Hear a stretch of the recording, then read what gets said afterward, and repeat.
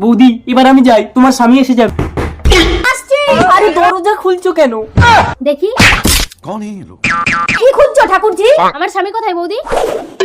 এখানে। ঠাকুর জামাইকে একটু যত্ন করছিলাম। বৌদি তুমি দাদাকেও ঠকাচ্ছ আর আমার কপালটাও পুড়ছো। দাঁড়াও দাদাকে ফোন করছি। বৌদি দাদা এসে গেছে, এবার কি হবে? আরে তাড়াতাড়ি খাটের তলায় ঢোক, তুমিও ঢুকে যাও। কি ব্যাপার মিতা, এক গ্লাস জল নিয়ে আসো। এই সুযোগে জলের সঙ্গে ঘুমের বড়ি মিশিয়ে ওকে খাইয়ে দেবো। এত দেরি করছে কেন জল আনতে? এই নাও জল। ঠিক আছে তুমি যাও।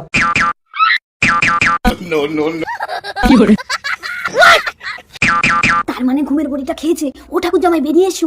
ঘুমের বড়ি খাইয়ে দিয়েছি, এখন এটাকেও বালিশ চাপা দিয়ে মেরে দুজন পালিয়ে যাব। ও তার মানে এরা দুজনে মিলে আমার বোনকে মেরে দিয়েছে। Hello police. বালিশ দিয়ে মুখ চেপে ধরবে। চাপো চাপো জোরে চাপো।